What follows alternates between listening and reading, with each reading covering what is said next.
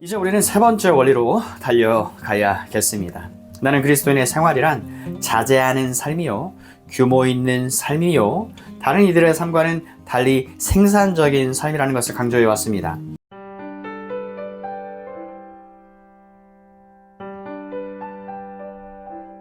하지만 내가 무엇보다 더 강조하고 싶은 것은 그리스도인의 삶이란 단순히 소극적인 삶만은 아니라는 것입니다. 나는 사도 바울이 이 점을 말하기 위해서 이 비교를 사용하였다고 믿습니다. 여러분은 에베소서를 읽어왔을 겁니다. 특히 4장 17절로부터 여기에 이르는 부분을 겉핥기식으로 읽고는 그리스도인의 생활이란 단지 소극적인 삶에 불과하다는 인상을 받았을지 모르겠습니다.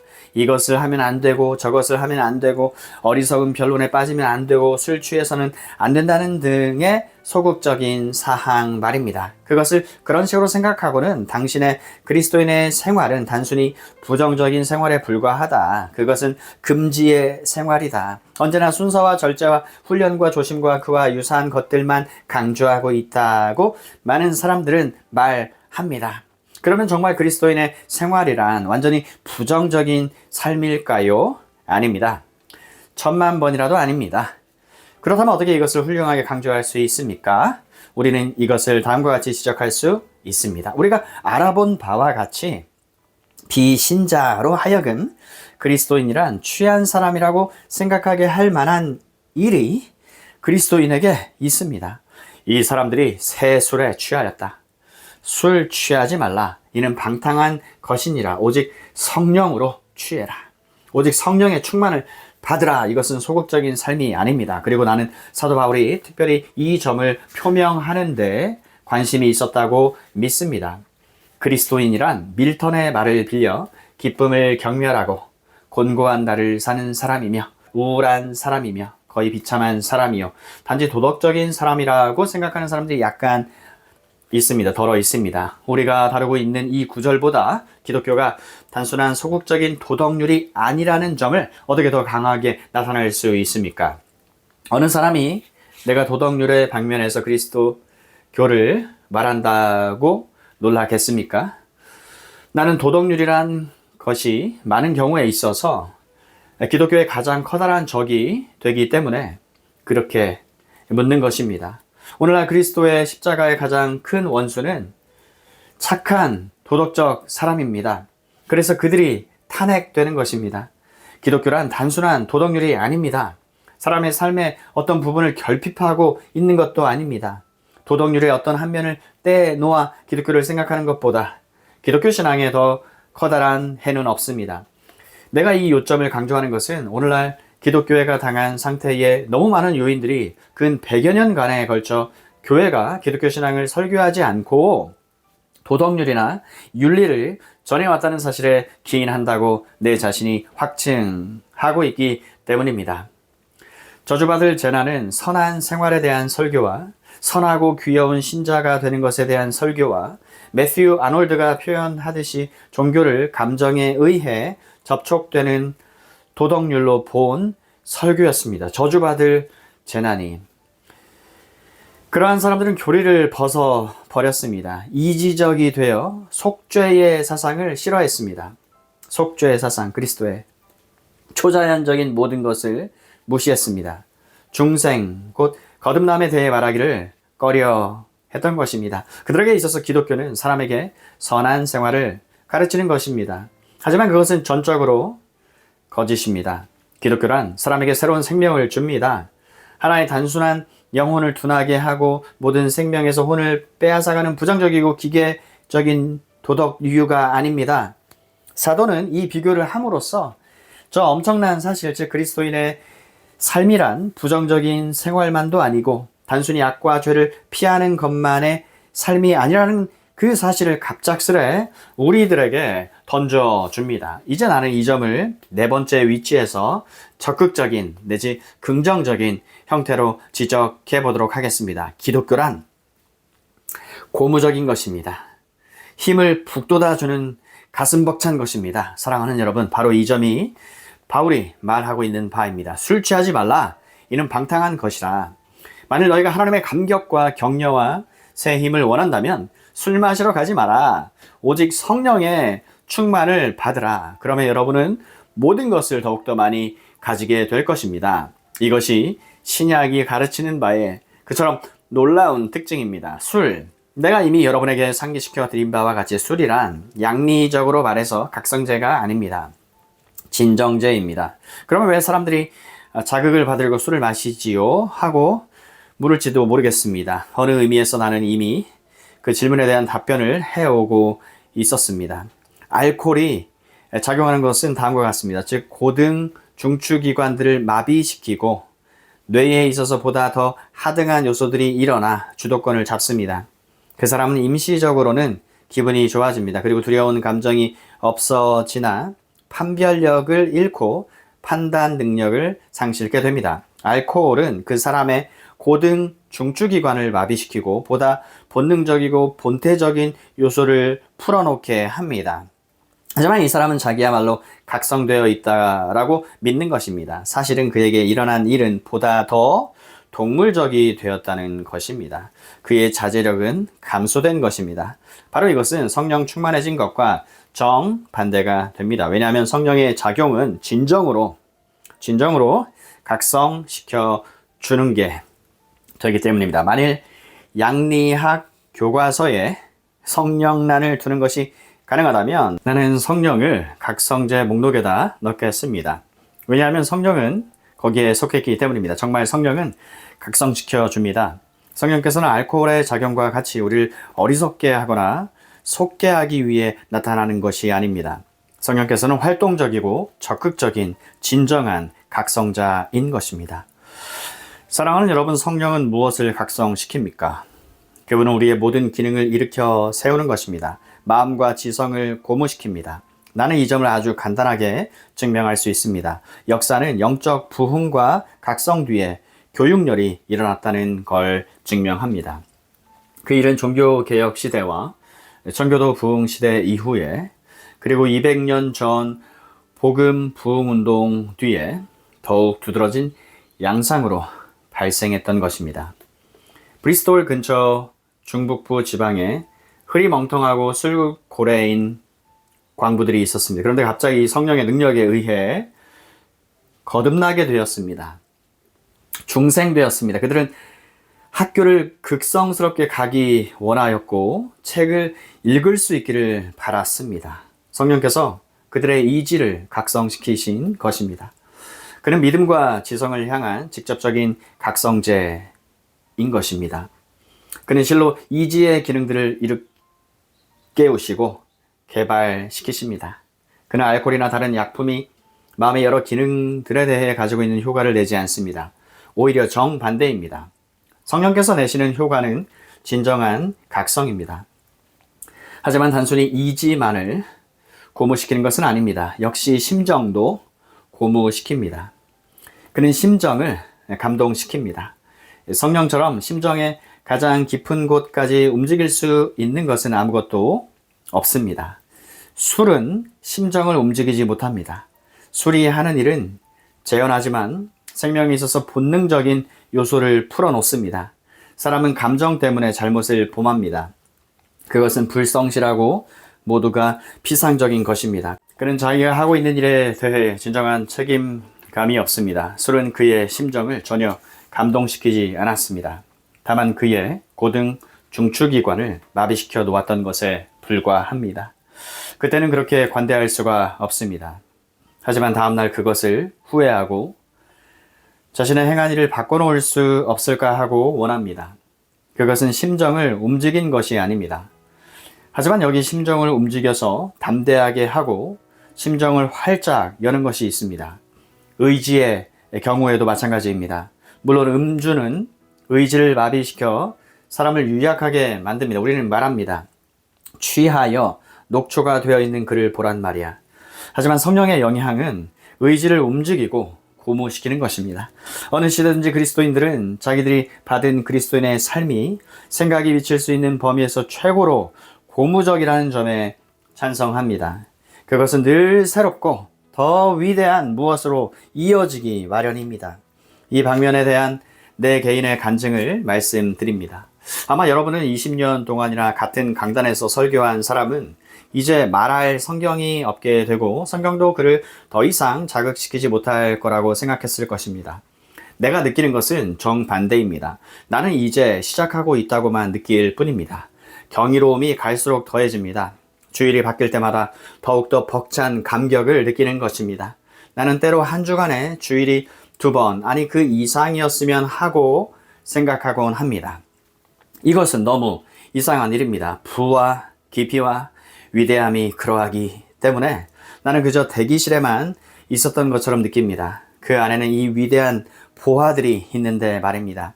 나는 그것들을 아주 적은 것밖에는 소유하지 못했으며 그것들을 시험해 보기를 원합니다. 이 얼마나 고무적이고 벅차고 환희에 찬 생활입니까? 여러분은 늘 그 안에서 움직이고 있고 그를 바라면서 살아가고 있으며 모퉁이를 돌아서 고상한 전망을 보아 나아가는 것입니다. 여러분은 이러한 일은 처음 듣는 일인데 하고 말할 것입니다. 그 이상의 또 다른 무엇이 있고 또 그 이상의 무엇이 있는 것입니다. 하늘에 우리의 자리를 펼 때까지 영광에서 영광으로 변화되리. 그 앞에 우리 면류관 던지기까지 놀라움과 가슴 벅차 사랑과 찬양드리요. 그리스도인은 그의 마음이 확장되고 그의 심정이 자라나고 커지는 사람입니다. 그리고 그는 무엇인가를 하고 싶어하고 무언가 공헌하고 싶어하고 하나님 나라를 확장하고 싶어하고 다른 사람도 그것을 누리길 원합니다. 그것은 전인, 즉 지성과 정서와 의지에 감화를 줍니다. 얼마나 고무적입니까? 다섯째 요점으로 그리스도인의 삶은 행복한 삶입니다. 기쁨으로 충만한 삶입니다. 왜 그 불쌍한 사람이 술을 마시게 되었습니까? 그가 비참하기 때문입니다. 그는 행복해지기를 원합니다. 그러나 그는 그렇지가 않습니다. 그가 삶에 대해서 생각할수록 더욱더 편하지 못합니다. 다른 사람을 보니 그들도 자기처럼 불행하게 보입니다. 그러나 그의 모든 관심은 행복해지는 것입니다.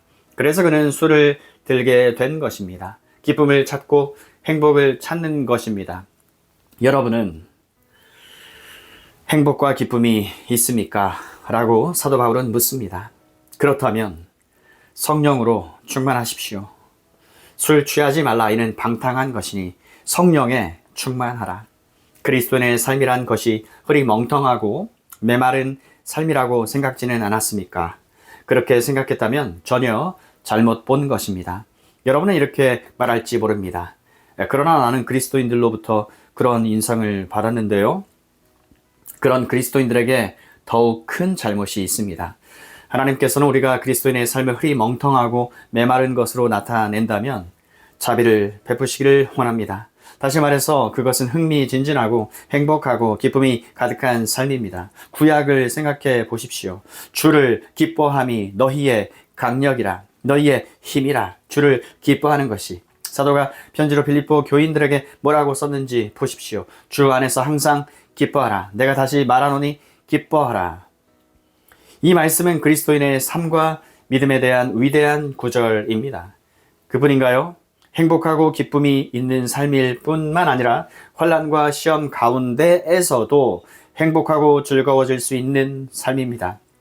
사도 베드로가 이 점을 이렇게 말합니다. 그는 복음과 복음의 복됨에 관하여 언급하는 자리에서 그러므로 너희가 이제 여러 가지 시험을 인하여 잠깐 근심하게 되지 않을 수 없었으나 오히려 크게 기뻐하도다. 베드로전서 1장 6절 말씀. 그들은 아주 고달프게 어려운 때를 당하고 있었습니다. 환난과 시험에 빠져 있었습니다. 그런데도 사도 베드로는 나는 너희가 크게 기뻐하는 줄 안다고 하였습니다. 베드로전서 1장 8절이 이 말을 덧붙인 것입니다. 그리스도에 대해 언급하면서 예수를 너희가 보지 못하였으나 사랑하는도다. 이제도 보지 못하나 믿고 말할 수 없는 영광스러운 즐거움으로 기뻐하니 라고 하였습니다. 사랑하는 여러분, 이것이 기독교입니다. 사도 바울이 로마서 5장에서 이 점을 어떻게 표현합니까? 그는 믿음으로 의롭다 하심을 받았으니 우리가 예수 그리스도로 말미암아 하나님과 화평을 누리고 그로 말미암아 우리가 믿음으로 서 있는 이 은혜에 들어감을 얻었으며 하나님의 영광을 바라고 즐거워하노라. 그 그뿐 아니라 환난 중에도 즐거워하나니. 사랑하는 여러분, 그리스도인들은 환난 가운데서도 즐거워합니다. 우리가 어떻게 그럴 수 있습니까? 우리가 소망을 가진 것은 우리에게 주신 성령으로 말미암아 하나님의 사랑이 우리 마음에 부은 바 되기 때문이라고 합니다. 불행하고 비참한 삶이 아닌 진정으로 행복한 삶은 이 그리스도인의 삶뿐입니다. 시편, 사편 기자는 같은 메시지를 말합니다. 여러 사람의 말이 우리에게 선을 행할 자 누구뇨? 대답은 주의 얼굴을 들어 우리에게 비추소서. 주께서 내 마음에 두신 기쁨은 저희가 곡식과 새 포도주에 풍성할 때보다 더하나이다. 시편 기자는 사람들이 추수 때에도 그처럼 행복하지는 못하다고 말합니다. 그들은 곡간에 곡식과 포도주를 모읍니다. 그들은 자기들의 추수하는 곡간을 두고 추수 잔치를 벌이고 먹고 즐깁니다. 그들은 먹고 떠들고 행복해합니다. 여름의 일이 끝나고 그들은 겨울을 위하여 준비되어 있습니다. 이날은 큰 기쁨의 날입니다. 시편 기자는 이렇게 말합니다. 오, 주께서 내 마음에 두신 기쁨은 저희의 곡식과 새 포도주에 풍성할 때보다 더하나이다. 자연적인 기쁨은 자주 불행과 비극으로 이어집니다. 주의 기쁨은 밤에도 기쁘게 할 뿐만 아니라 아침에도 다음 날에도 10년 뒤 20년 뒤에도 죽음의 침상에서도 영원토록 영광 중에 계속될 것입니다. 할렐루야. 주께서 내 마음에 두신 기쁨은 저희의 곡식과 새 포도주에 풍성할 때보다 더하나이다. 역경 가운데에서까지 계속되는 기쁨은 이것밖에 없습니다. 사랑하는 여러분, 그리스도께서는 십자가의 그늘 아래서 말씀하십니다. 내가 너희에게 나의 기쁨을 주노라.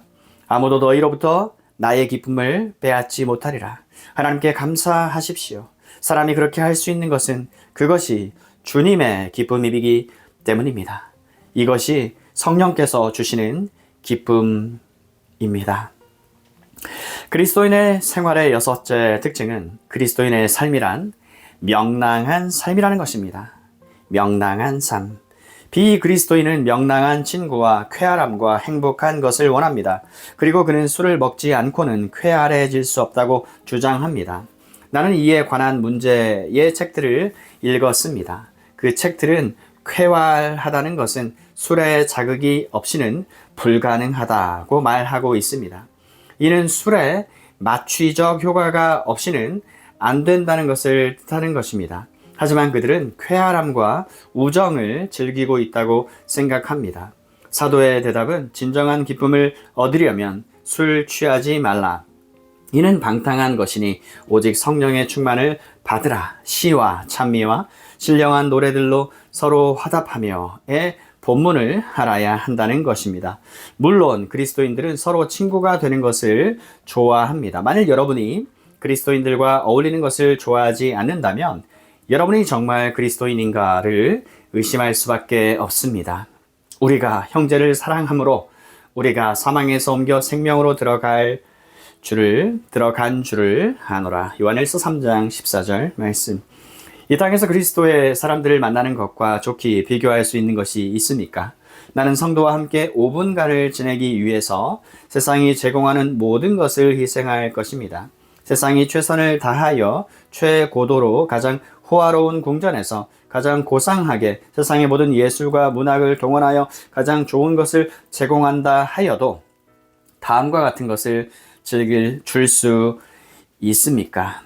그리스도인의 이 사랑스러운 심령들이 함께 모이고 큰 구원에 관하여 함께 이야기를 나누고 새 생활과 그들에게 있는 복된 소망과 장차 올 영광과 행복 등에 관하여 얘기를 나누고 문제들을 함께 논의하고 서로 도와주고 서로 강건하게 해주고 서로 일깨워 주는 것.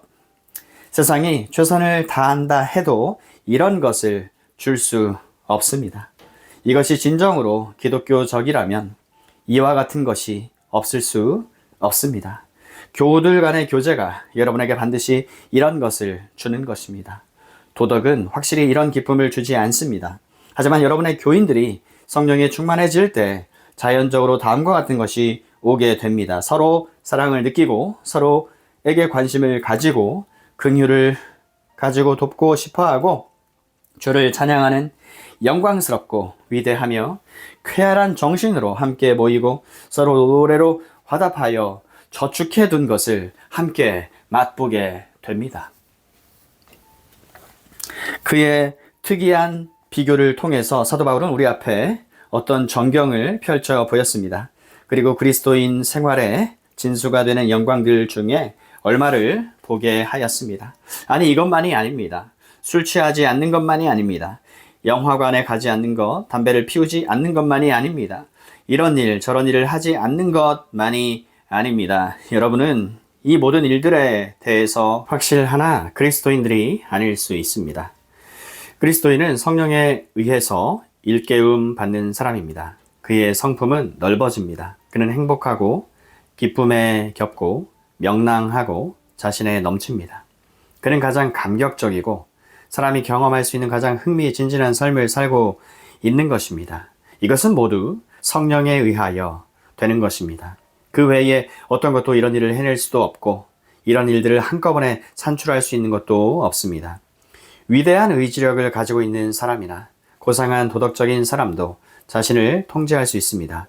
하지만 그는 자신을 행복하게 할 수는 없습니다. 내가 단지 도덕적 유의 사람들과 기독교는 그저 부정적이고 슬픈 것이라는 인상을 주는 사람들을 혐오하는 것은 바로 이 때문입니다.